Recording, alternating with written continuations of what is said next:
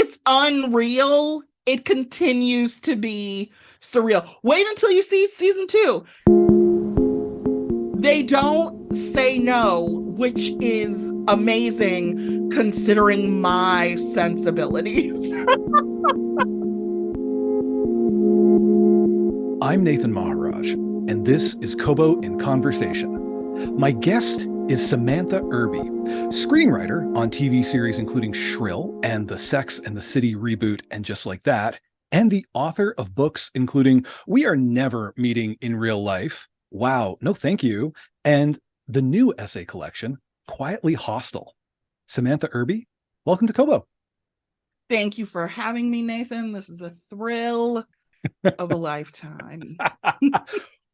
When that bio was so nice, and the way you said wow no thank you is perfect. Okay, so most people don't get the emphasis right. 2 points about that. No, that is a title which straight up actually made me laugh out loud when I was doing my job. What part of my job, not just working on the show, is also creating content for Kobo's blog. And one of the things I do is every week I put together a nice curated new releases list.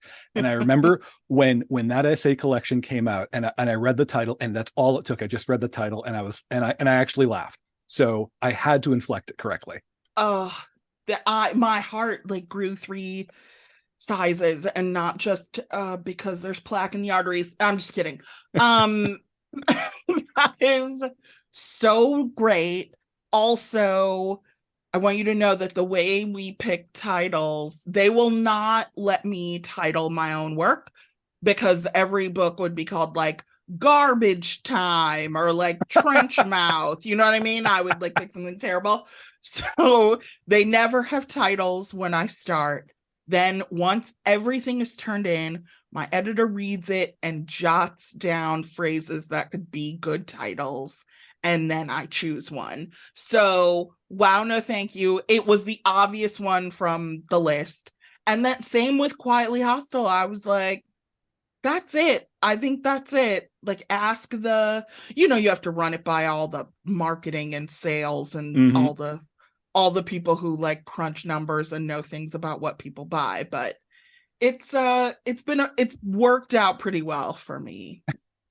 Well, so I listened to Quietly Hostile as an audiobook, and oh my God, I'm sorry. No, wait. Okay. So I think, my opinion, among your many talents, I think you're a great performer of your work. For me, you're like a instant audiobook listening author, because I want to hear you do it, because there's value in that goes beyond the words on the page, which are funny enough as they are. As I said, I'm already on the record saying literally the title in an Excel spreadsheet made me laugh. But now, as I'm speaking with you, and as I had this on my calendar, and I knew I was going to be taking time out of your day to talk to you about these essays, I have been thinking the entire time for weeks leading up to this, oh no, Nathan, you idiot. Why are you bothering this woman? I think she's had enough. Okay. First of all, Nathan, we're doing this interview my favorite way to do interviews, which is where I sit in my comfy desk chair where I do no work, because all of my work is done in a scramble at the dining room table the day before it's due. I'm cropped, so you don't have to see what I'm wearing, and you can kind of see that the background is a mess, but not really. Also, you know what I was doing before this? Watching an episode of The Real Housewives of New Jersey from 4 years ago. So there is no such thing as interrupting my day or wasting my time, unless I'm doing it, which every day. At the end of every day, I mean, not every day, but most days, I'm always like, what did you even do? And the answer will be I got a coffee, I dropped the dog off at dog daycare, and then the rest of the day evaporated like smoke. So please, this is a thrill. I'm truly, there's nothing pressing. Well, Okay. But even if there was something pressing, I would talk to you anyway. Oh my God. Oh my God. That's become, that's like, I don't know what I'm going to do with that. That might be a ringtone. I'm not sure what Yes. I do want to ask you though about the spoken performance though, uh because it's clearly it's something you do very well. It's you have a persona. There's a thing there. I know you're a fan of some of like the great canonical, especially like the 70s black stand-up comics. I'm thinking of Richard Pryor, Paul Mooney, Red Fox, which coincidentally, as I think about it, these are comics who, in my experience of them, I think a lot of listeners' experience of them, they're folks who go for humor in places where a listener may literally have never gone before. They may be laughing at a topic that they've never laughed at before. Yeah. And it's like it's part of the thrill of it. Yes. Or the kind of thing that you're like, should I, like, for the good of my soul and my standing as a citizen, right, should I listen to this and laugh? Nobody can know I'm laughing at this right now. Yes. And we're having to do that more and more lately, like having our secret laughs. I think the first stand-up I ever saw was Eddie Murphy Raw. And truly, for a child, that much concentrated swearing is a thrill. But it's storytelling. I always love like a storytelling stand-up artist who, did I say stand-up artist? Stand up. Oh my God. I'm going to sound like my own grandmother. I went to see a stand-up artist. Okay. I think that when like watching people tell funny stories as if it's a secret between them and the audience, like, you guys, I'm just going to tell you this thing and we're going to laugh. And then I am a sucker for that. And in Chicago, there's a pretty, I don't know how active it is anymore, but we call it the live lit community, which is essentially storytelling, but cooler sounding than storytelling. And it takes place in bars and clubs and not your usual like library reading series. And I did that for years and years. I used to host one called the Sunday Night Sex Show, and then I hosted another one called Guts and Glory. So I have performed my work for a long time. Like I've been out like saying awful things in front of people in exchange for their laughter for a long time. And I can't help, it sort of feels like, not canned, that's the wrong word, but I can very easily slip into performance me and like deliver a piece rather than like read it, if that makes sense. Yeah. So the audiobooks are always fun for me. I got a different director this time and he's an actor. So my last director was a writer, and I was like, oh, we're just like, two angry squirrels in a bag. We don't know what we're doing. And then I shouldn't say that. She's great. But then working with the actor, he was like giving me voice acting notes, which was amazing. It was why, I'm too self-conscious to ever act or do anything. So to have someone and we couldn't see each other. He was in my headphones over Zoom with the engineer. And so having him hear my voice and then telling me what to do with it was amazing. It was amazing. When you were performing those pieces on stage and developing that craft of the oral presentation of these pieces, how rigid was your structure of them? Were they fully written down and you were essentially performing from memory? I never, if I can help it, go off book because I think I can tell you a funny story, right? Like I can sit here now and look at you and tell you something funny and it'll be funny. You'll laugh, the whole thing. But what I do in my writing sometimes gets so intricate and detailed. And I think like the minutia is really where you get the funny stuff. Mm-hmm. I could never memorize those long run-on sentences.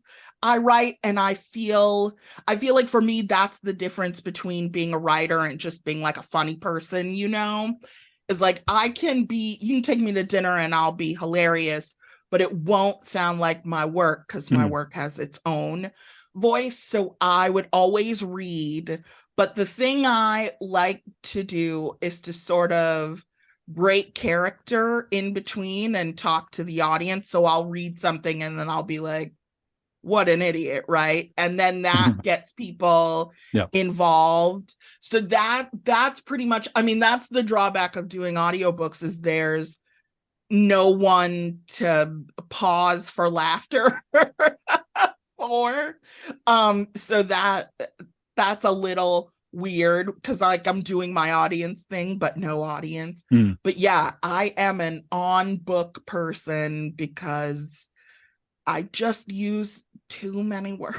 I don't want to forget any of them. Those lists could spiral out of control. I mean, yes. God help you get stuck on a list item. I love a list. If I could just do a whole book of lists, I don't think anyone would pay me to do it, but I would. I love it, but it makes that like an impossible thing to do on stage. Yeah. Something I like to do in interviews generally, sort of my safe spot, the thing I like to hang on to is to ask about creative choices. Not like inspiration. I think that's kind of dumb. Nobody wants to talk. Where do ideas come from? That's silly. But more like the decisions that you have to make when you're making something. Like I'm going to do this, but I'm not going to do that. I could have done that, but I'm no good at it, so I went this way or whatever. And I in an essay that in this book, Quietly Hostile, that I'm going to refer to for the sake of brevity and other reasons as Two Old Nuns, quote unquote. as well as the piece about QVC. I realized that this like interrogating of like creative choices and like really like getting into it, like, that's something you do as well. And you do it in the damnedest places. Is that something that's always been interesting to you, or is it more like a thing where you realize it was a vein of comic gold? So this book in particular was written like now in the pandemic when we're a couple of years ago when we're not whatever chapter this is. We're not doing as much, but we're not doing nothing. So I wasn't doing enough in the world to really have a lot of world stories to tell, like this happened to me at the grocery store because like, I didn't really go to the grocery store. But so then, I'm like trying to think of what would go in a book, because at this stage in my career, they don't make me turn in an outline beforehand. They're just like, I say, I'm going to do the same thing I always do. And they're like, okay, girl, do what you want. And then I turn it in and they're like, oh, this? So I was like, okay, we got a dog. I'm going to write about getting a dog because I hate this dog. I tried to make a TV show. That didn't work.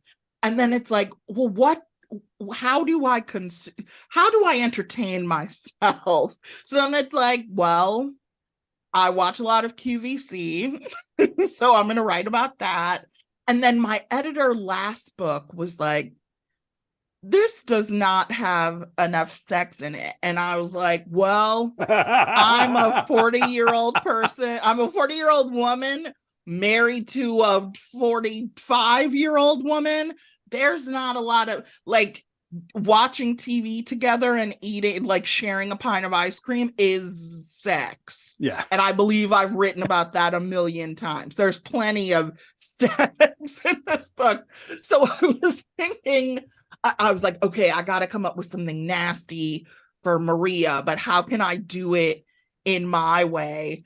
And it turns out I decided to write about my favorite porn, which is a 39-minute video with two old nuns seducing each other.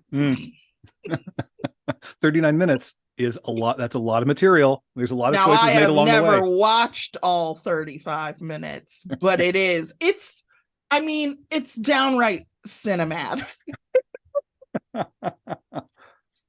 Did you say it was Maria is that the Yeah, Maria's my editor. is your editor? Is Maria aware that this does she know that's her fault? Yes, because because when I sent it in, well, so first I was like, can you have the lawyer look at this? Because I cannot be going to jail for writing about this like copyrighted video or whatever. So that was like my first thing, like, get the lawyer to look at this one first before I get too attached. But then I told her, I was like, yeah, man, you said you wanted sex. You didn't say what kind. So this is what you get. And she loved it. She is if you saw us together, you'd be like, I can't believe those people know each other, let alone she's tiny. She's so nice, shy, so quiet, like not in a demure way, but in a like brooding intellectual. Like if you saw her on a college campus, she would be like smoking clove cigarettes and right. too cool for school. And then here I am like a clown being like, look at me. And she's the most amazing editor. And every book, I just send her things that like, as I'm clicking send, I'm like, poor Maria. So yes, she knows this is her fault. And she claimed to love it, which I'm not going to argue with her. I'll just take her at her word. Life is even short. though I don't really believe her. Well, it's funny. So as we're talking about this, like this process of making a book, and it's not just one person. We there's one name on the cover, but there's more than that. So many. And this is kind of a thing I like to ask about people with experience like you have when in working in TV and movies, where they're very different spaces to operate in. Writing a book is pretty independent, pretty free-handed. Screenwriting is like you can't do anything unless 75 people want you to do it, and then a further 75 think you did an okay job of it. And none of them do. Like the 75 will have notes. Somehow more than 75 notes is how it will turn out, right? Yes. But you said in other interviews that you actually find books to be collaborative. You don't find it like a full binary. And I wonder if you could talk a little bit about that, because it's you have such a singular voice. I think it would surprise readers to know that you would regard your essay writing as a collaborative endeavor. Yeah, well, so I do write everything alone in a panic, usually at 3 a.m. when the deadline is looming, or like the fake deadline, because they have to give me fake ones. If they can't give me the real deadline, otherwise I would never have a book. It would just all be pending. So then when I'm done with what I'm gonna do, my editor takes it. So we edit in, I'm going to mess this up, a few, I can't count how many, a few ways. First, she edits like for content, continuity, that kind of the things I don't pay attention to, frankly. You drop the ball here. I'd love a little more detail here. I turned in the thing I wrote about my show, or my failed attempt at making a show. This was based on your earlier book, Meaty. And she immediately was like, this needs 2,000 words cut. And so I was like, well, you do it. So there's like, that's phase one where we get it kind of shaped up. And then it goes to the copy editor, with whom I have like invisible relationship with, right? Because her notes are in the margin, but I've never met her. She's worked on all the books. She knows me. She knows what I'm trying to do. We've never met, and we only communicate through comments in the margins. So that's phase 2. Then the fact checker gets a hold of it. I do not research anything, so the fact checker has many things to look up. You're welcome for having that job. And then I get it back and I'm supposed to reread it and approve the changes. I don't. I just approve the changes so we can get to the next step. And then from there, I think maybe the first time I physically went to the Random House building, they had a lunch for me. And there were so many people at this lunch, and it was so overwhelming. I was like, wait, whoa. All of you work in some way on this thing? And they were like, yeah, stupid. Like, there are marketing people and salespeople and publicity, and they all get to weigh in, right? They get to weigh in on the title and the cover and how are we going to sell this. And I'm so grateful, that I have, because I really worry about stepping in my own vomit. And it's so nice to know that truly 10, 12, 15, 20 people lay eyes on it before it reaches the world. And if one of a lawyer has to read it before it can go to print, and I am so great. It's like our book at the end. Like, I started, but they did all this stuff. I don't know how it's typeset or what font it is. I mean, I'm a little bit of an incurious person. But no, it's a group effort, but in a different way than TV writing is a group effort, where you just are batting around ideas all day and making each other laugh. And everything that ends up in every script was sort of touched by each person in some way. In book writing, it feels like it's all me, and it is up to a point. And then when I turn it in, that's our book. It's as much Maria's, and I'm gonna be an asshole because I can't remember the copy editor's name, but it's her book. It's the woman Joan who does my covers. Yes, it's Joan's book. It's like it's one big collaboration. Do you have a sense of how you've learned to work with that? I'm thinking of you're starting out as a blogger, where it really is just you and the blank screen, and the audience, to the extent that you can intuit that they're out there through whatever interactions you get. How did you learn to continue to do the thing you do in this other this is the irony is, of course, the publisher wants a book by Samantha Irby, this blogger, but Samantha Irby, the blogger, is going to have to go through a process quite unlike writing a blog to get the book made. Yes. Do you have a recollection of that learning curve and maybe mistakes or flashes of wisdom that hit you as you were learning it? Oh, I definitely I have a big mistake that I'll tell you about, but generally I am I don't know if this is a word, but I'm a deferrer. If you know more than I do about something, I'm thrilled.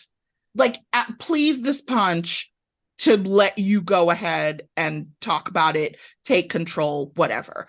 So I'm incredibly easy to edit, because if the editor is like, this doesn't work, I don't fight. I just assume that yes, you've trained to do this, I haven't. So yeah, whatever you want to do. I think so. I put out Meaty. My first book came out on an indie press. Where they were like, do whatever you want. I had no editor, no nothing. If you find one of those old copies, you'll see. And I just did whatever I wanted, which is fun, but there's no fail safe. And so I took pretty quickly to being guided and directed, because I, especially in the beginning, had no idea what I was doing, had no idea if anyone would buy or listen to or borrow these books. So that was pretty seamless, like the working with an editor part.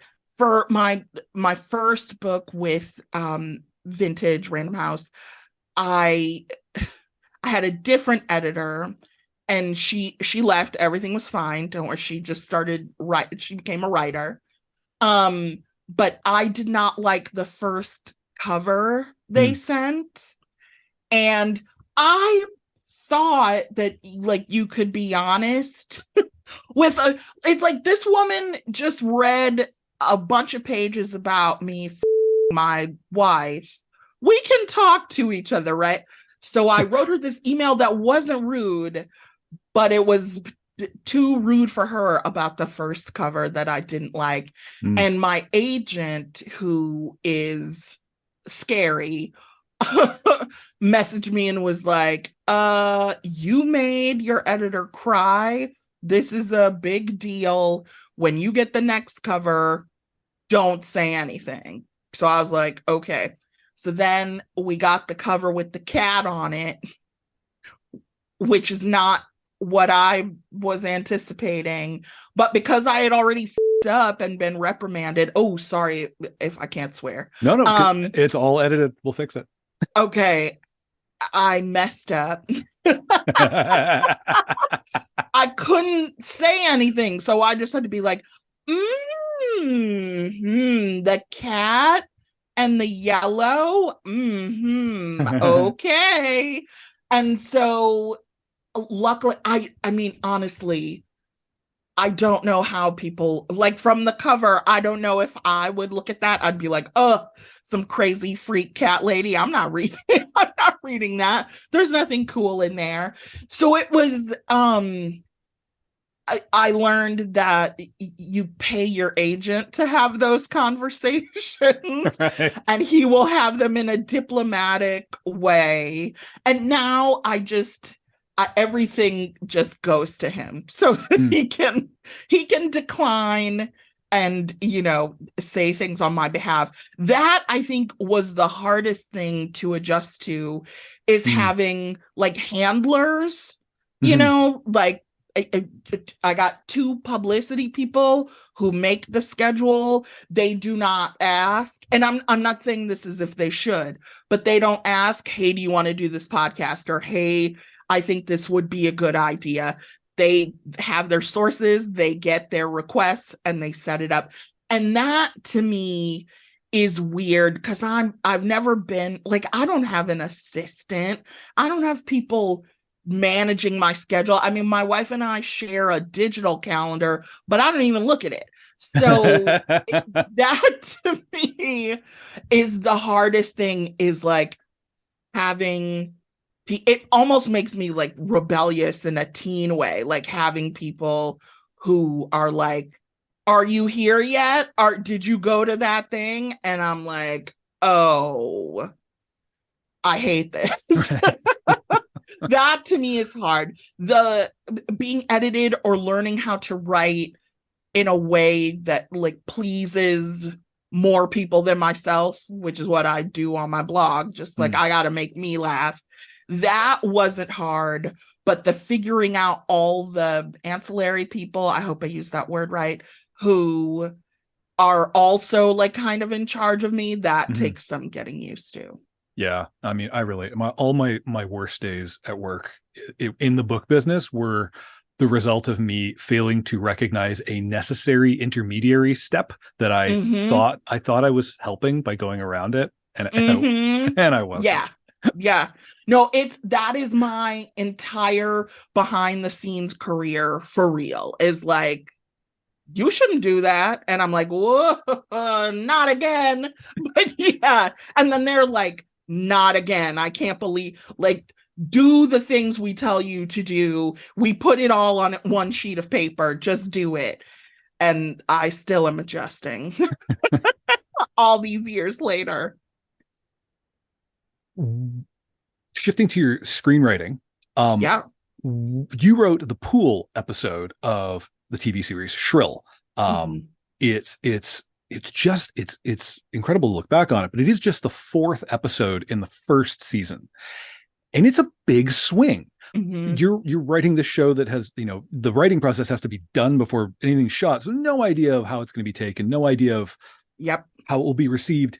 And the episode, for those who haven't seen it, has this glorious like wonderland scene where the main character attends a pool party, which is attended by fat women, Mhm. and they're in swimsuits and they look great and they're having a great time, and Mhm. and it's just a great piece of TV, and it's Thank singular. It you. really stands out. When I think of Shrill, I think of the character sitting there fully clothed, all buttoned up, while everyone else is having a great time, Yeah. and the glorious underwater shots and things.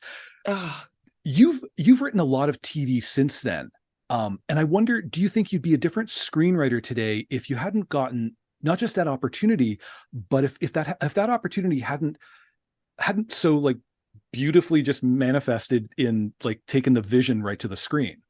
The thing about the pool episode was, so we knew we needed, because we had a short season and we were sort of loosely following Lindy's book and her, I don't know, I hate the word journey, but her Yeah. journey.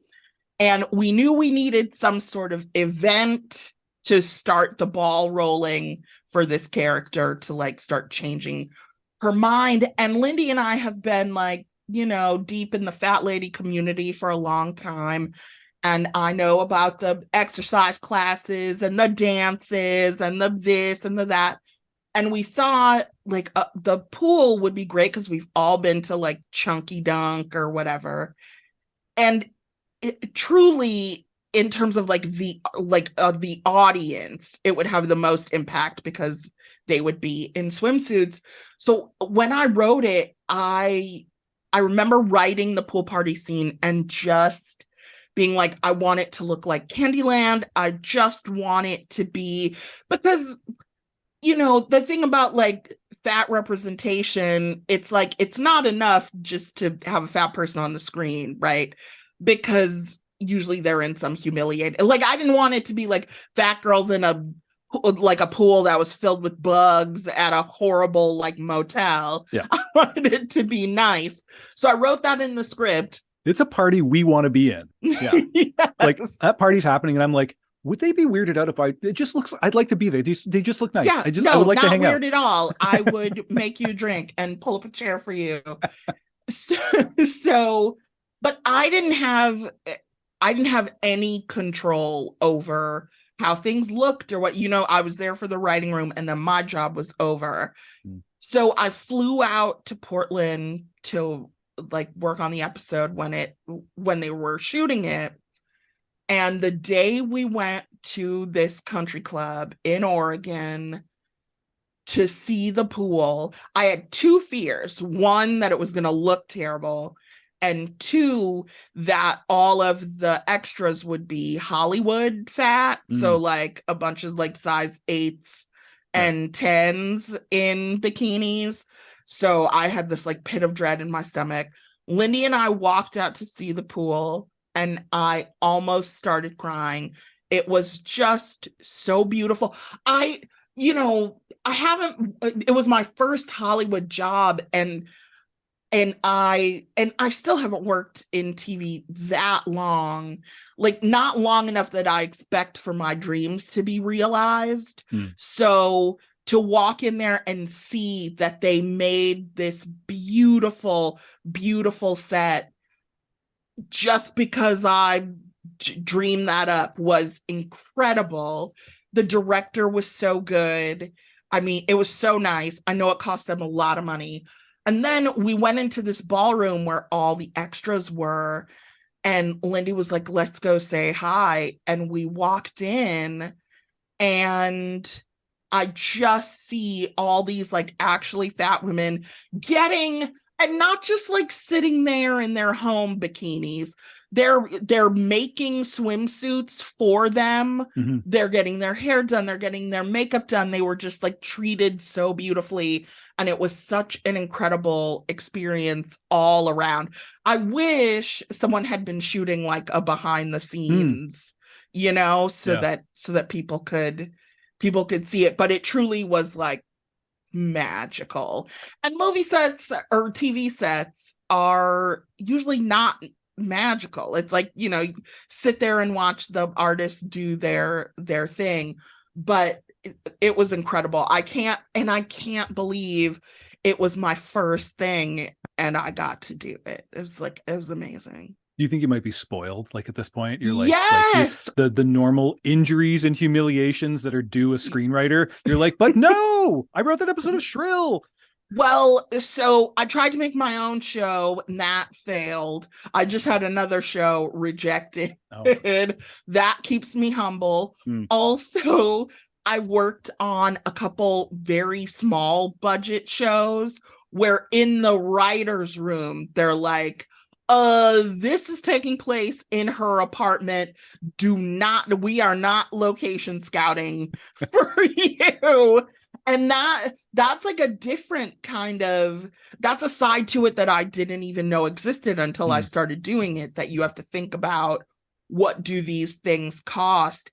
It was it was like shell shock to work on the Sex and the City reboot after I worked on an animated show and then Tuca and Birdie, and I worked on Work in Progress. And those are like smaller budget shows where, I mean, there's only so much you can do in animation. And so working on, and just like that, where the budget, what budget, right? Like if I was like, I want my episode to be on Mars, they'd figure it out and get us to Mars. And that kind of luxury is rare, and I completely take advantage of it. I'm like, how many different bougie locations can we go to? How many is my father, Mr. HBO, willing to pay for? And it turns out a lot. I think we're allowed to call him Daddy Max now.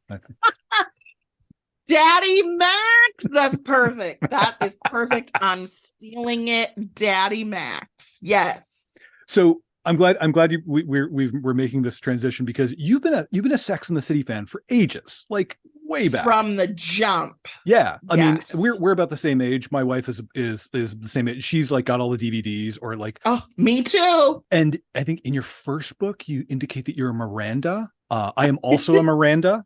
As far as I understand it, I've only watched the series like once all the way through, so I think I'm a Miranda. That's incredible, though.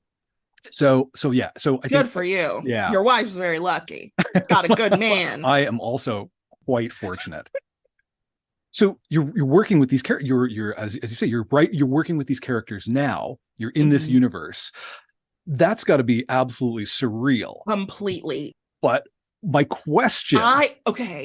First of all, I could not believe that they wanted me to work on this show. I still am like, are you sure? Right. 2 seasons in.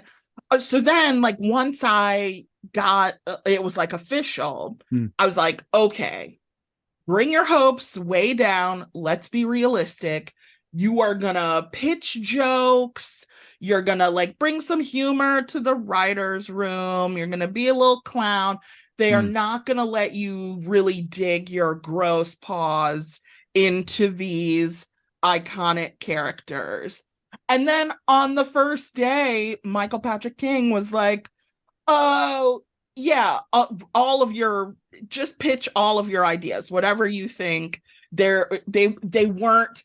And I don't know if I could have been this selfless. They weren't like, these are our characters and they can only do so much.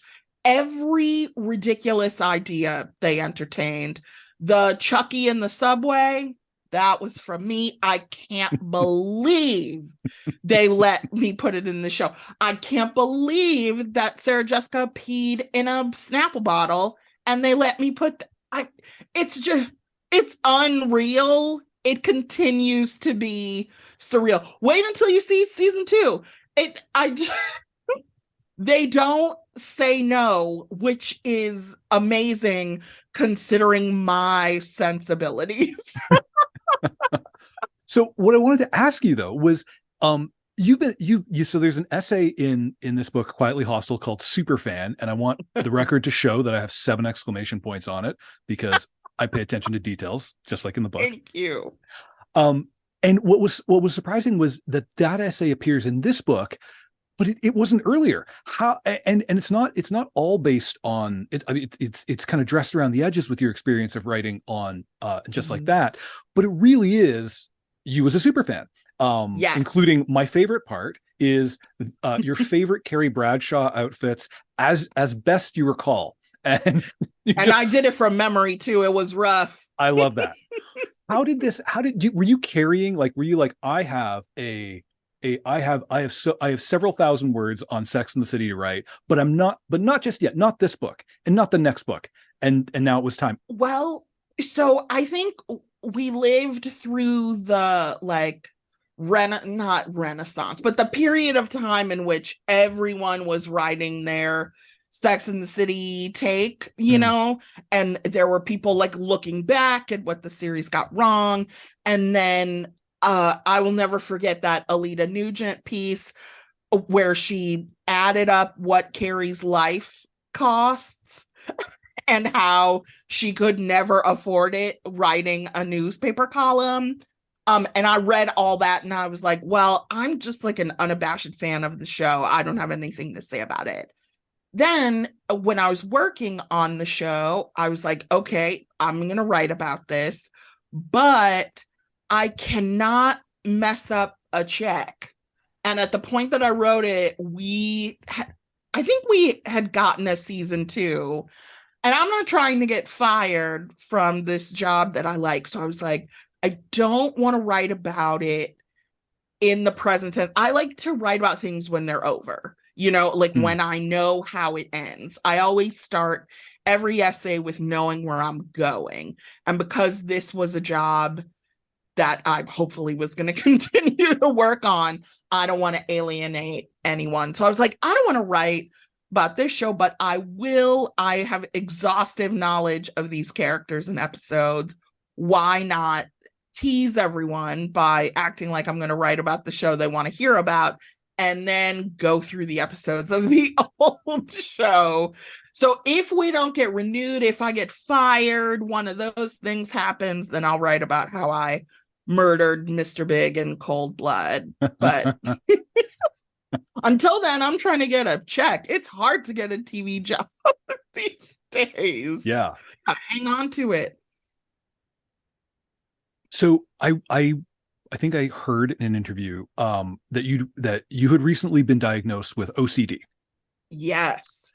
Well, so I have just been diagnosed with ADHD, and I, for my part, as I discovered my neurodivergence or whatever we're couching it in, I was afraid of discovering that I don't have a personality. I'm actually just a consequence of 45 years of dopamine seeking symptoms, right? Like that was the thing I was afraid of. And I was worried about, like, will treatment, like, what will treatment do? Will it, like, will I just like evaporate? Like, who will I be? What will I do? Yeah. And for you, who works from personal experience, for whom your perspective is so important, and your observation of yourself is so important, did you have fears or reservations about going down that path of learning, you know, that you have OCD and what might make it better? Yes. I mean, you know, the first thought, and this is disgusting, is, well, I can write about it one day. Always great to be diagnosed with a new thing that I can spend a couple thousand words on.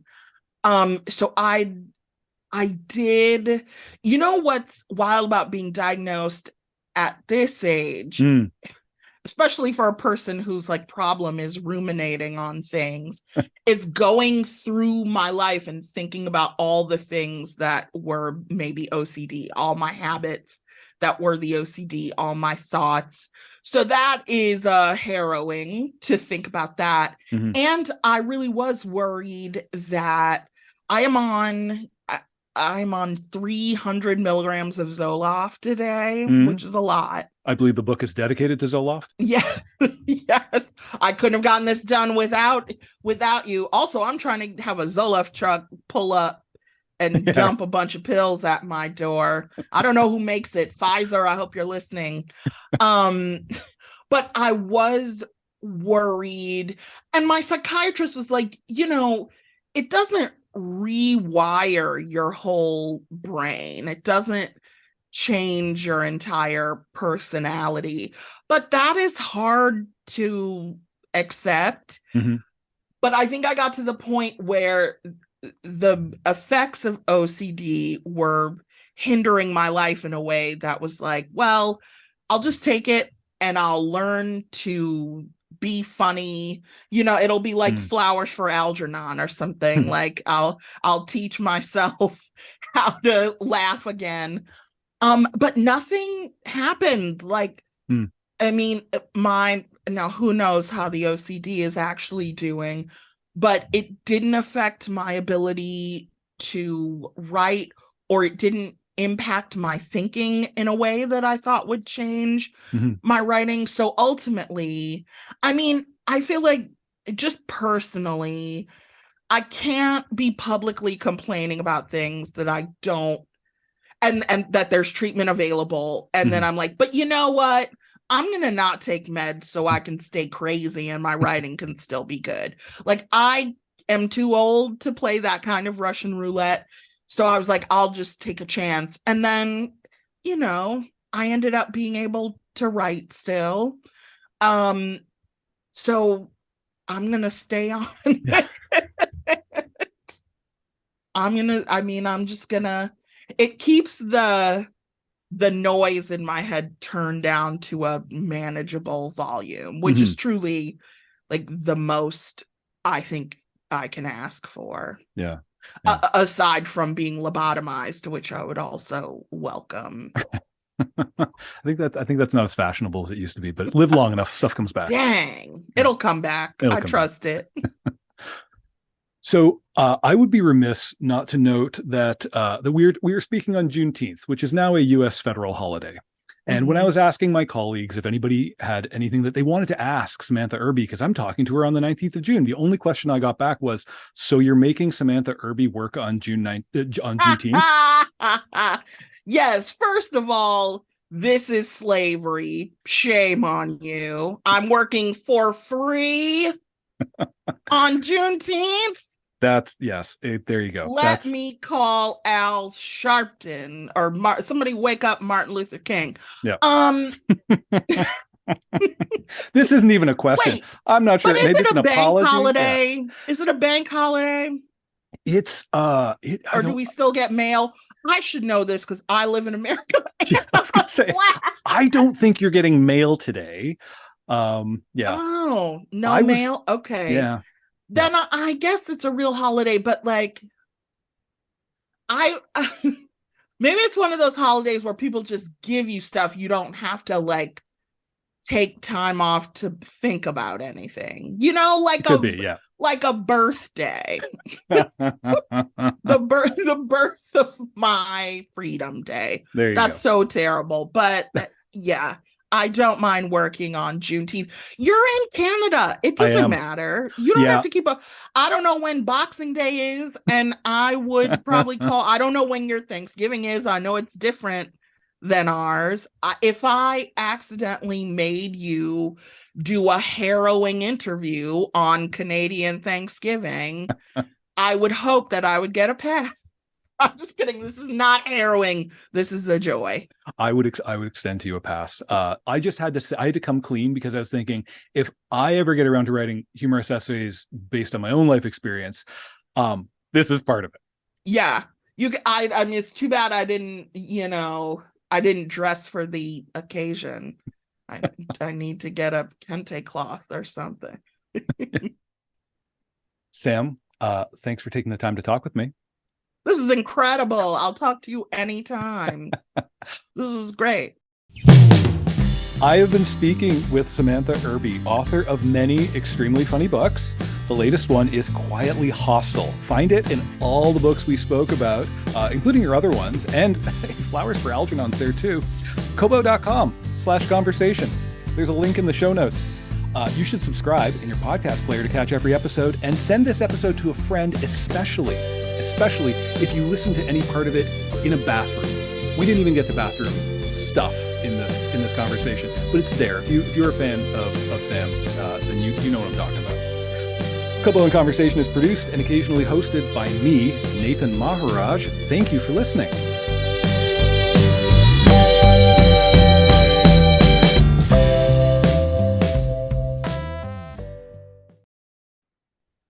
Oh, that was so great. Yeah, the bathroom stuff will be a horrible surprise for all of these people who've never heard of me before. I can't wait for you to get a letter to the editor. Yes. That's like, I can't believe you made me read that terrible woman's book. Why did you make me buy this diarrhea book written by the dumbest bitch I've ever seen put words to page? You can forward those to my agent. He'll respond to them.